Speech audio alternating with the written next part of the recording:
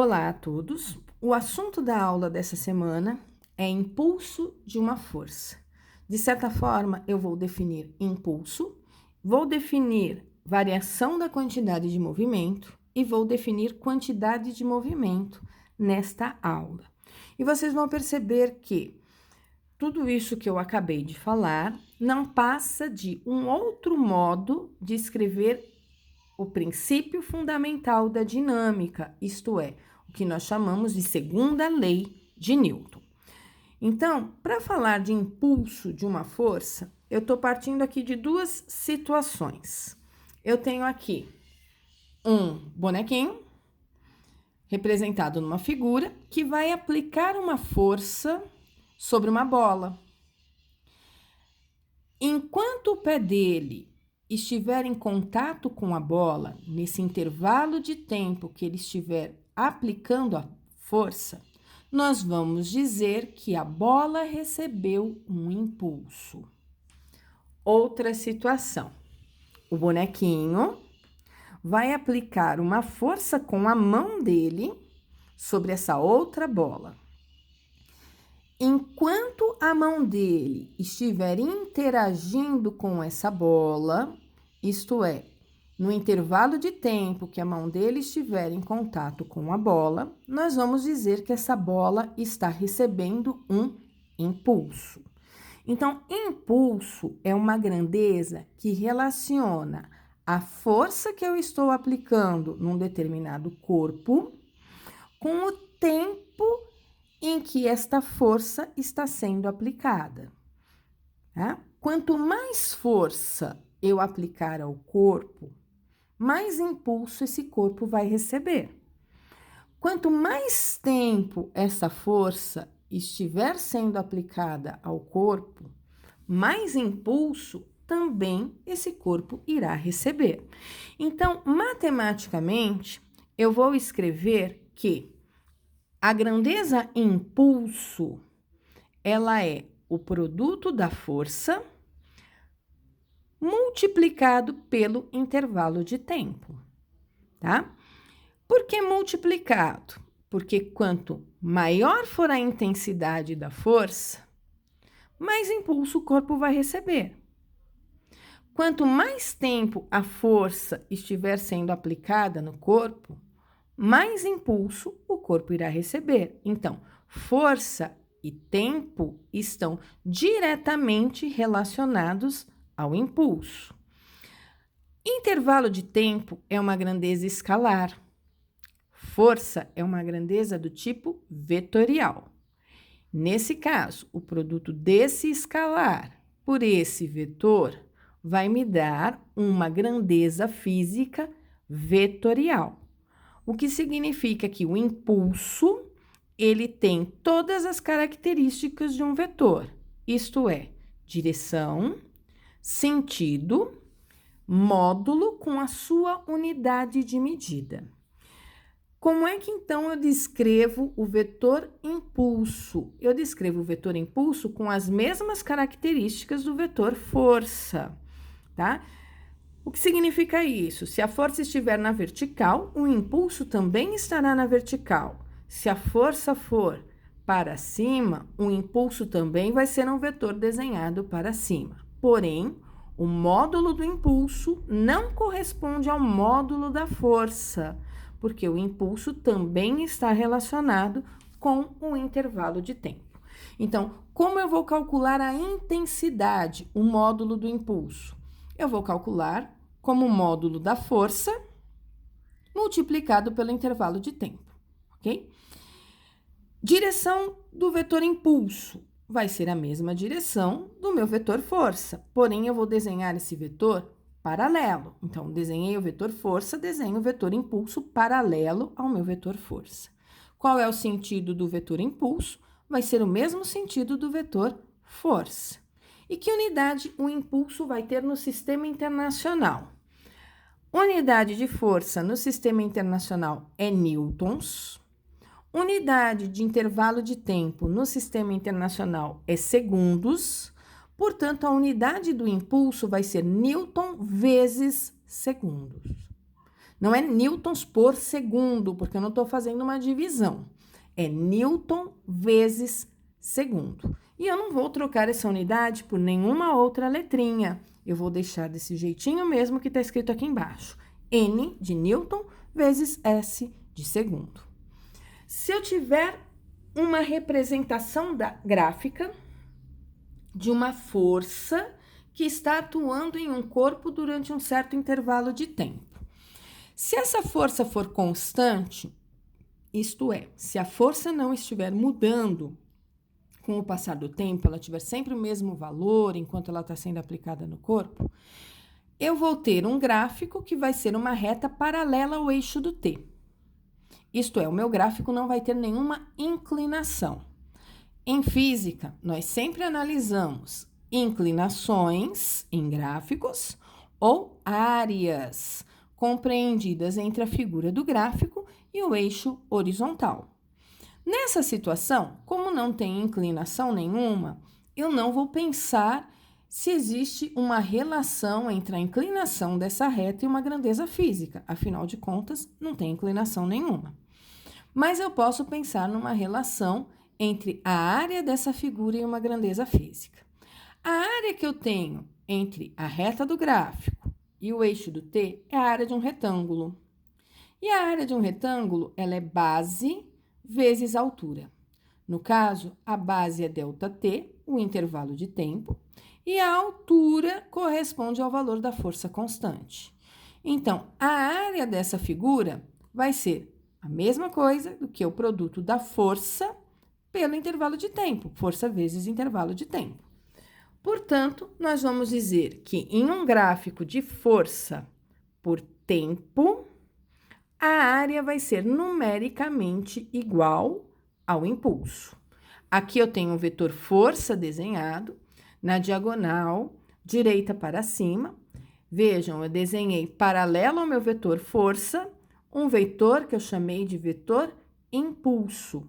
Ele tem as mesmas características aqui do vetor força, mas necessariamente ele não precisa ter o mesmo módulo, a não ser que o intervalo de tempo seja 1, ok? Ou a força tenha valor 1. Aí eles vão ter módulos iguais. Caso contrário, eles têm módulos diferentes. Unidade do impulso, newton vezes segundo. Se é válido a área numericamente igual ao impulso para o gráfico da força constante em relação ao tempo, isso tem que ser válido para qualquer gráfico de força em função de tempo. Afinal, a física trabalha com leis. Nessa situação, eu tenho um gráfico que não me diz que a força é constante. Olha, a força está mudando com o passar do tempo. Ela formou aqui uma espécie de um arco. Portanto, a área compreendida entre o arco e o eixo do T, por ser um gráfico de força por tempo, a área vai ser numericamente igual à grandeza impulso. Como eu calculo a área dessa figura? Eu posso dividir essa figura aqui com várias retas aqui, né? Várias retazinhas na vertical e aproximar esses pedacinhos aqui da minha curva também para uma reta e calcular como se fossem áreas de pequenos trapézios, tá? E aí eu vou somando a área de cada um desses trapéziozinhos que eu vou colocando aqui dentro dessa minha figura e eu vou ter aí um cálculo aproximado dessa área. Às vezes, o meu gráfico não vai ser nem uma reta apenas ou uma curva, ele pode ser uma mistura de duas retas, como, por exemplo, nesse gráfico aqui, olha. A princípio, a força era constante, depois a força começou a mudar com o passar do tempo. Portanto, novamente, um gráfico de força por intervalo de tempo. A área entre a figura do meu gráfico e o eixo do T representa numericamente a grandeza física impulso. Agora, eu vou usar o princípio fundamental da dinâmica para definir uma outra grandeza física. O que diz o princípio fundamental da dinâmica? O que nós chamamos de segunda lei de Newton. O princípio fundamental da dinâmica me diz que o produto da massa pela aceleração vai ser igual à grandeza física à força. Força é uma grandeza vetorial, aceleração é uma grandeza vetorial. E nós estudamos a situação onde as forças eram constantes, portanto, a aceleração era constante também. A massa não mudava, então, a força aplicada tinha sempre o mesmo valor e a aceleração que o corpo sofria também tinha o mesmo valor. Isso é, ele sempre modificava a sua velocidade na mesma quantidade dentro de um mesmo intervalo de tempo. Isto é, nós sabíamos que a aceleração era a variação de velocidade por intervalo de tempo. E as variações da velocidade sempre eram as mesmas em cada um dos intervalos de tempo que eu estava analisando. Então, ele variava sempre na mesma quantidade, a velocidade, dentro de um intervalo de tempo específico. Portanto, a aceleração era constante, a força era constante também. Eu vou pegar essa definição de aceleração e vou colocar aqui dentro da segunda lei de Newton, aqui onde está o F igual a ma. Eu vou ficar com força igual a massa multiplicado pela variação da velocidade dividida pelo intervalo de tempo. Só escrevi de uma outra maneira. O intervalo de tempo está do lado direito da minha expressão, dividindo o produto da massa pela variação da velocidade. Se ele está dividindo, eu posso levá-lo para o outro lado da minha igualdade, trocando de operação matemática. Se ele está dividindo, eu vou passar ele multiplicando. E aí, eu vou ficar com o produto força vezes intervalo de tempo igual a massa vezes variação de velocidade. Eu acabei de definir para vocês uma grandeza física que era força vezes intervalo de tempo. E essa grandeza, que era o produto da força por intervalo de tempo, pelo produto do intervalo de tempo, essa grandeza física era chamada de impulso. Agora, eu vou definir uma outra grandeza física. Esse impulso que está do lado esquerdo, ele vai ser igual a massa vezes a variação da velocidade.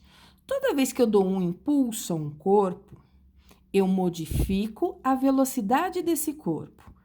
Essa modificação pode ser no módulo, isso é, no valor numérico, pode ser na direção da velocidade ou pode ser no sentido dela. Então, toda vez que eu produzo um impulso, eu estou mudando alguma característica aqui do meu vetor velocidade.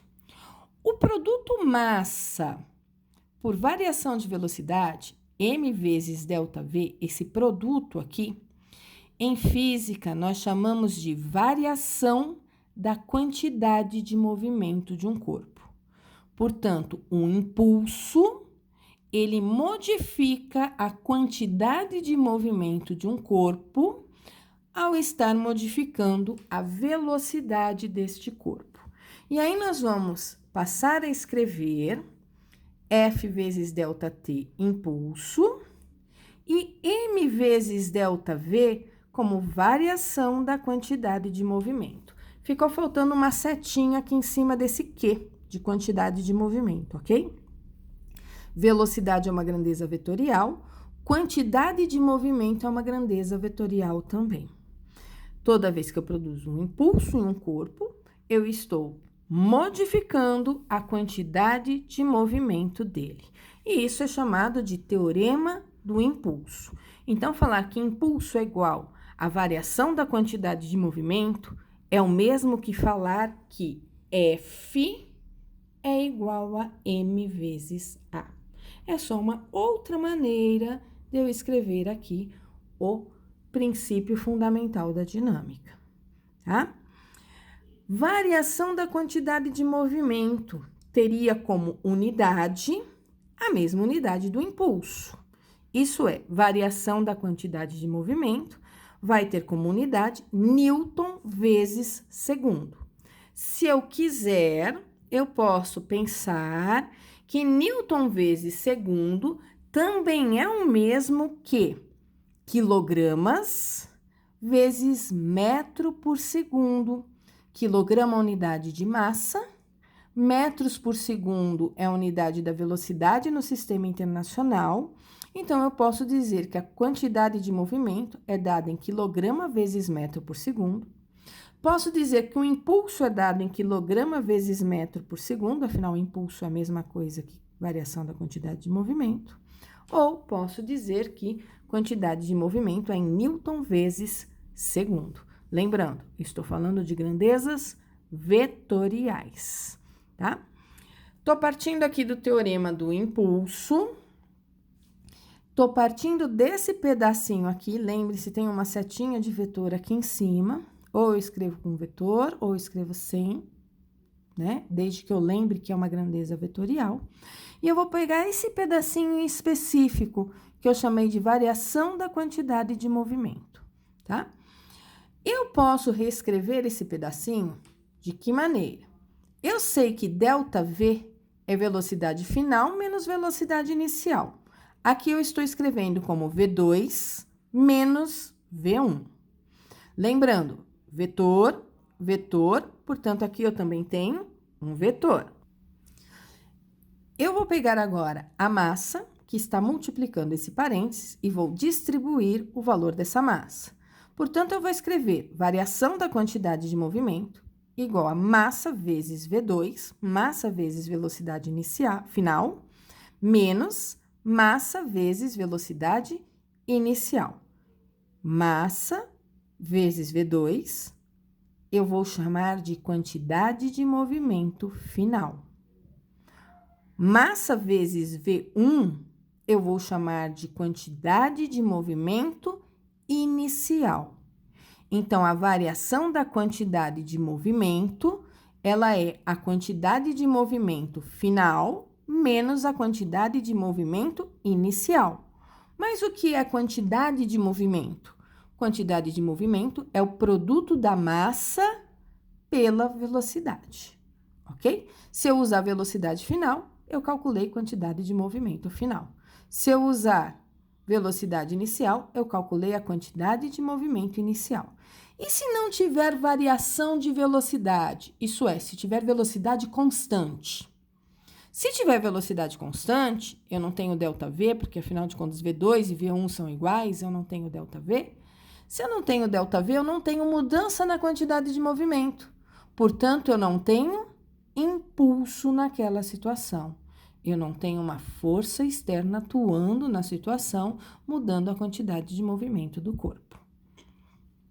Então, definimos quantidade de movimento, definimos variação da quantidade de movimento e definimos a grandeza impulso na aula de hoje. Agora, eu vou fazer com vocês algumas questões comentadas sobre esse assunto.